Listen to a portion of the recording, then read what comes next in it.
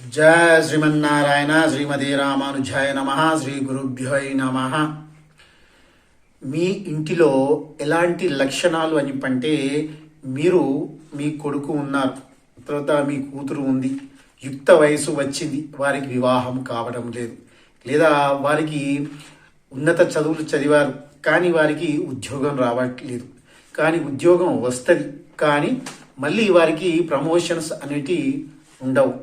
తర్వాత వీరికి మీ ఇంట్లో భార్యాభర్తలకు తరచుగా గొడవ అవుతూ ఉంటుంది. తర్వాత తండ్రి మాట పిల్లలు వినరు, వారు వ్యతిరేకంగా మాట్లాడుతూ ఉంటారు. తర్వాత ఖర్చులు అనేది ఎక్కువగా ఉంటాయి కానీ పని అనేది ఉండదు, ఉద్యోగం అనేది ఉండదు. తర్వాత మీరు ఒక ఉద్యోగం ఒక వ్యాపారం పెడతారు. వ్యాపారం పెడితే అది కొన్ని రోజులకు అని చెప్పంటే ఒక వ్యాపారం ఒక 2 సంవత్సరాలు పెడతారు, మళ్ళీ ఒక వ్యాపారం దీన్ని వదిలిపెడతారు, మళ్ళీ ఒక వ్యాపారం మళ్ళీ ఒక 2 సంవత్సరాలు పెడతారు, ఇది వదిలేస్తారు. తర్వాత అన్నిటిలో ఇందులో లాస్ వస్తుంది, నష్టం వస్తుంది. నష్టం వచ్చినా కానీ మీరు అలాగే కంటిన్యూషన్ చేసుకుంటూ వెళ్తూ ఉంటారు. తర్వాత అన్ని రకాల మీరు నష్టాలు అనేది చూస్తారు. తర్వాత తరచుగా మీ ఇంట్లో ఎవరైనా స్త్రీలు గర్భం దాల్చి ఉంటే వారికి గర్భస్రావం అనేది జరుగుతుంది, అంటే గర్భం ఉండదు అని చెప్పంటే అది పోతుంది అన్నమాట, అంటే అబార్షన్ అవుతూ ఉంటుంది.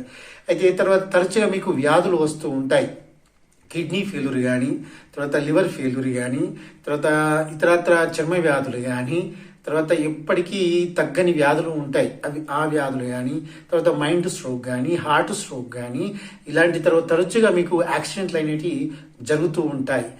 ఇవన్నీ కారణాలు మీ ఇంట్లో జరుగుతూ ఉంటాయి. మీరు అన్ని యజ్ఞాలు పూజలు యాగాలు అన్నీ చేస్తూ ఉంటారు కానీ ఇవన్నీ బాధలు తప్పడం లేదు. దీనితో ఏమవుతారని చెప్పంటే మీరు ఏదో ఏదో అని చెప్పంటే మీ దగ్గరలో ఉన్న పురోహితుని దగ్గరికి వెళ్తారు, వారిని అడిగితే వారు మీరు గ్రహ దోషాలు ఇది ఇలాంటివి ఉన్నవండి ఇవి చేసుకోండి అని చెప్తారు, కానీ వాటి వల్ల కూడా మీకు ఉపశమనం అనేది ఉండదు. కాబట్టి ఇలాంటి జరుగుతూ జరుగుతూ జరుగుతూ పోతూ ఉంటే చాలా విసికెత్తిపోయి మీరు దేవుడే లేడు అని చెప్పని నాస్తికులుగా మారే అవకాశం కూడా ఉంటుంది.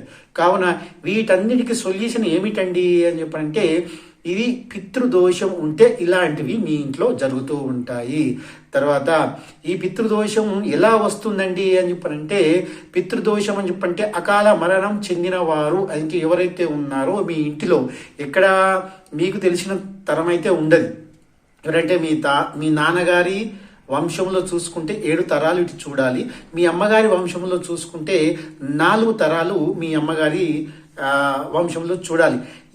ఈ వంశంలో తాతలు కానీ ముత్తాతలు కానీ మీ నాన్నగారి వంశంలో తాతలు ముత్తాతలు వారికుండా అక్క చెల్లెళ్ళు వాళ్ళందరూ ఎవరైతే అకాల మృత్యు దోషం అనేది అకాల మరణం వల్ల ఈ యొక్క దోషం అనేది వస్తుంటుంది. ఏమిటి అని చెప్పంటే వారు ఏదన్నా 18 సంవత్సరాల 16 సంవత్సరాల 12 సంవత్సరాలు ఇది మరణిస్తూ ఉంటారు. తర్వాత ఒక సూసైడ్ చేసుకొని ఉంటారు, తర్వాత ఆత్మహత్య సూసైడ్ చేసుకొని ఉంటారు. తర్వాత వారికి ఏదన్నా క్యాన్సర్ ఎలాంటి రోగాలు వచ్చి మరణించి ఉంటారు. ఇది 60 సంవత్సరాలు నిండక ముందే వారు మరణించడం జరుగుతుంది. వీరు ఏమిటి అని చెప్పంటే వీరికి మరణించిన తర్వాత ఇటు స్వర్గము కానీ ఇటు నరకము కానీ వెళ్ళరు, మధ్యలోనే ఉంటారు. మధ్యలో ఏంటిది అని చెప్పంటే త్రిసంగ స్వర్గము అని చెప్పని అంటారు వీరు. అని చెప్పంటే మన ఏదైతే ఉందో వీరి యొక్క శరీరం ఎలా అంటే తల్లక్రిందులుగా వేలాడదీసి అలా పట్టుకొని ఉంటారు.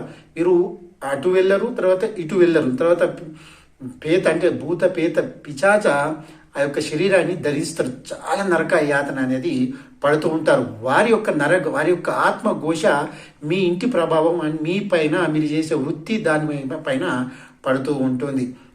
ఇది మీరు తెలుసుకోవాలి. లేదని చెప్పంటే మరి 60 సంవత్సరాలు అంటే మరి 120 సంవత్సరాలు బతికితే ఎలా అండి, 100 సంవత్సరాలు బతికితే ఇది అని చెప్పంటే 60 సంవత్సరాలు బ్రతికి ఆ తర్వాత మరణం పొందిన వారు ఎవరైతే ఉన్నారో వారు స్వర్గానికి లేదా నరకానికి వెళ్తారు. తర్వాత వారి యొక్క దోషాలు కూడా ఉంటాయి. మీరు ఏదైతే ఉన్నారో వాళ్ళు జీవించి ఉన్నప్పుడు ఎవరైతే మీ తల్లిదండ్రులు కానీ మీ తాతలు కానీ ముత్తాతలు కానీ జీవించి ఉన్నప్పుడు వారిని సరిగా పోషణ చేసి వారికి అంటే అన్ని రకాల పోషణ చేసి వారి కాలం చేసిన తర్వాత వారు ఈ యొక్క శరీరాన్ని విడిచిపెట్టి పోయిన తర్వాత దహన సంస్కారం చేసి కర్మకాండలు తర్వాత పిండ ప్రదానాలు చక్కనైన మార్గంలో చేస్తే వారు అక్కడికి వెళ్ళిపోతారు. అది కూడా మీరు చెయ్యలేకపోతే దీనిని పితృదోషం కింద పడి వారు శాపనార్థాలు పెడతారు. ఎప్పుడొచ్చి పెడతారండి అని చెప్పంటే ప్రతి అమావాస్య రోజు వస్తారు. ఇంక మహాలయ అమావాస్య ఉంది, మన ఏది దసరాకి ముందు వస్తుంది. అమావాస్య రోజు నాడు వారైతే 12 గంటల నుంచి సాయంకాలం 5-6 గంటల దాకా ఉంటారు. తర్వాత మిగతా అమావాస్య రోజు అంటే 12 గంటలకు వచ్చి 1 గంట సేపు నీ గుమ్మం ముందు నిలబడి నువ్వేమన్నా ఆహారం పెడతావా, ఏదన్నా పెడతావా అని చెప్పని ఎదురు చూస్తూ ఉంటారు. కానీ మీరు పెట్టకపోయేసరికి, వారికి ఆహారం దానం చేయకపోయేసరికి వాళ్ళు కోపగించి నిన్ను శాపనార్థాలు పెడతారు. శాపనార్థాలు పెడితే మీరు 100% మీకు తగులుతుంది. కాబట్టి తగిలినప్పుడు ఇలాంటి జరుగుతూ ఉంటాయి. అది ఎక్కువగా ఏ నక్షత్రం వారు ఇందులో అంటే మీకు ఏదైనా గ్రహ దోషాలు ఉన్నాయండి, మీరు పురోహితుని దగ్గరికి పోతే అని చెప్పని చెప్తూ ఉంటారు.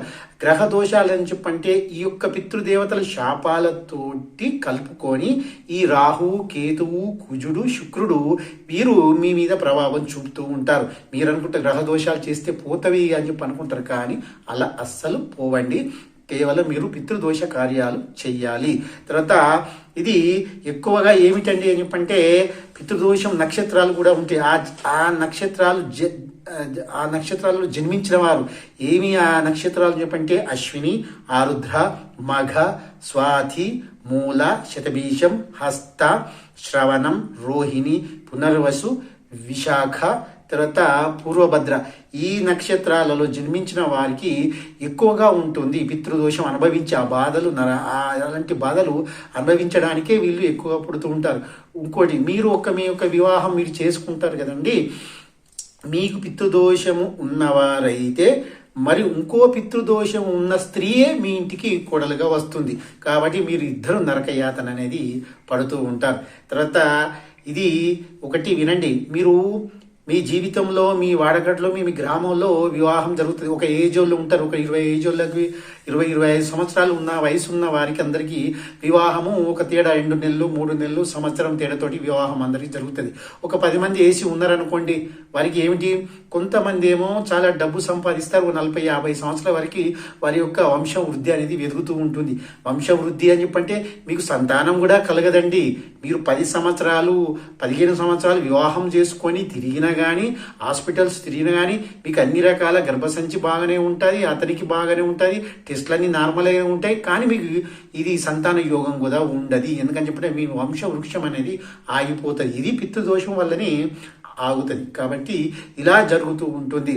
అయితే ఈ నక్షత్రంలో జన్మించిన వారు ఖచ్చితంగా ఇదొక్క ఈ నరకం ఇది ఏం చెప్పంటే ఈ పితృదోష శాపం అనుభవించడానికి వస్తూ ఉంటారు. కాబట్టి ఈ పితృదోషంలో పుట్టిన వారికి ఇక్కడ తాత్కాలికంగా జన్మించినప్పుడు పురోహితులు చెప్తారు ఏమిటండి అని చెప్పంటే, మీరు ఇది చేసుకోండి, మీ మామకు కానీ మీ డాడీకి కానీ ఏదో మామయ్యకు ఎవరికో గండం ఉంది అని చెప్పని చెప్తూ ఉంటారు కావచ్చు. కానీ దీనివల్ల నేను చెప్పిన నక్షత్రాలు ఏవి ఉన్నాయో అవి ఉన్నాయి కదండి, అవి ఉంటే మీరు ఖచ్చితంగా ఈ పితృదోష పరిహారం అనేది చేయించుకోవాలి.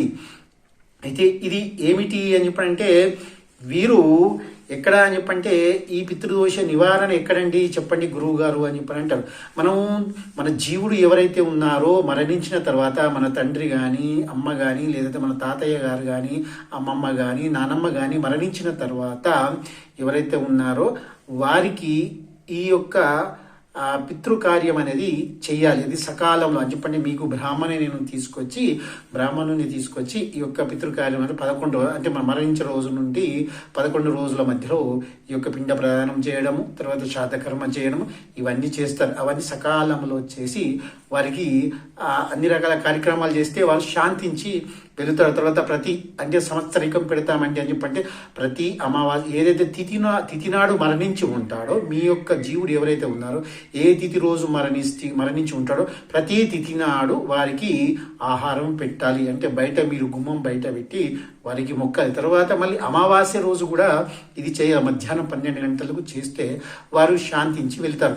తర్వాత మీరు చాలా రకాల పూజలు చేసి ఉంటారు కదా, చేసినప్పుడు పితృదోషం ఉండడం వల్ల మీకు పరమేశ్వరుడు కానీ శ్రీ మహావిష్ణువు కానీ మీ పక్కనే ఉంటారు, కానీ మీకు ఆశీర్వచనం చేయరు. ఎందుకని చెప్పంటే పితృశాపం ఉండడం వల్ల వారు కూడా మీకు ఆశీర్వచనం అనుగ్రహం అనేది స్వామివారి యొక్క అనుగ్రహం అనేది మీకు ఎట్టి పరిస్థితుల్లోనూ కలగదు. కాబట్టి ఈ యొక్క పిండ కార్యక్రమాలు ప్రధాన ఇవి ఏవైతే ఉన్నాయో అవన్నీ మీరు సకాలంలో చేయండి. తర్వాత ఇప్పుడు అప్పుడు చేసుకోలేదు, మా ఇంట లేదు, వంట లేదు, పూర్వం మా పూర్వీకులు మాకు చెప్పలేదండి, అప్పటి నుంచి మాకు లేదు కదా, మేము ఏమి చెయ్యాలి అని చెప్పంటే ప్రతి ఒక్క ఈ భక్తి 10 టీవీ నా యొక్క ఛానల్ చూస్తున్న వారు మీ బంధువులకు మిత్రులకు అందరికీ షేర్ చేయండి. చేసిన తర్వాత ఇది చూసి మీరు ఈ యొక్క పిండ ప్రదానాన్ని చేయండి. తర్వాత ఎక్కడికి వెళ్తారు అని చెప్పంటే మీకు గోకర్ణం, ఇది ఎక్కడ అని చెప్పంటే మన పక్కనే ఉన్న మన తెలుగు రాష్ట్రాల వాళ్ళు మీరు ఉన్నారు కదా, 2 రాష్ట్రాలు ఆంధ్రప్రదేశ్ ఇటు తెలంగాణ ప్రాంత వాసులు ఎవరైతే ఉన్నారో మీరు కర్ణాటక వెళ్ళండి. అక్కడ గోకర్ణ అని చెప్పని ఉంటుంది కానీ అక్కడ ఆ పుణ్యక్షేత్రానికి వెళ్ళండి. అక్కడ ఉన్న బ్రాహ్మణులతో మాట్లాడుకొని మించుమించు ఒక 20 అంటే 15,000 నుండి 20,000 వరకు ఈ యొక్క ఖర్చు ఉంటుంది. అక్కడికి పోతే అన్ని అక్కడ బ్రాహ్మణులు వారే మీకు సమకూర్చుతారు. తర్వాత ఇది 2 రోజులు ఉంటుంది. ఈ యొక్క పిండ ప్రదానం చేస్తారు, శ్రాద్ధకర్మలు చేస్తారు, తర్వాత ఆవాహనం చేసుకుంటారు, మహావిష్ణువు ఆవాహనం చేసుకుంటారు. చేసుకుని అక్కడ చేసినట్టయితే అక్కడ ఆత్మలింగం ఉంటుంది.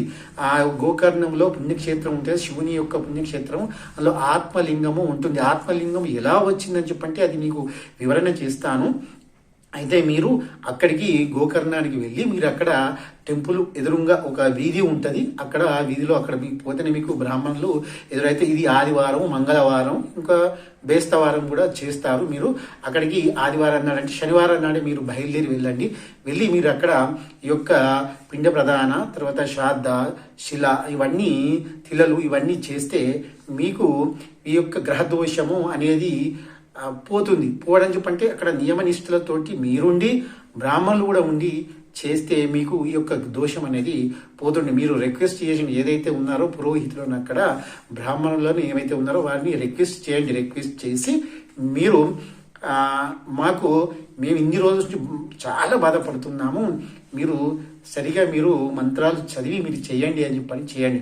రోజుకు మళ్ళా ఒక్కో రోజు అక్కడ మళ్ళీ ఏమిటంటే అక్కడ ఒకే రోజు 10 అంటే 5, 6 ఇట్లా మంది ఇట్లా ఎవరైతే ఉన్నారో సభ్యులు ఉన్నారో పార్టీలు ఉన్నారో వాళ్ళు తీసుకొచ్చుకుంటా ఇది చేస్తూ ఉంటారు. కాబట్టి మీరు ఒక్కరు లేదా ఇద్దరు అంటే మినిమం 4 గంటలు పూజ చేస్తూ ఉంటారు. మీరు చూడండి, అక్కడ గమనించాలి. మీరు 1 గంట లోపల పూజ అయిపోయిందని చెప్పంటే అది చేసినట్టు కాదు. లేదంటే మళ్ళీ తర్వాత మీరు చేసుకున్నాక కూడా పితృదోషం తొలగిపోకపోతే చాలా కష్టంగా ఉంటుంది. కాబట్టి ఇవన్నీ చేసి మీరు ఇంకా అలాగే ఉంటారు. తర్వాత మీ జీవితంలో ఒక్కసారైనా మీరు కాశీ యాత్ర వెళ్ళండి. అక్కడ మీరు 9 రాత్రులు అక్కడ ఉండాలి.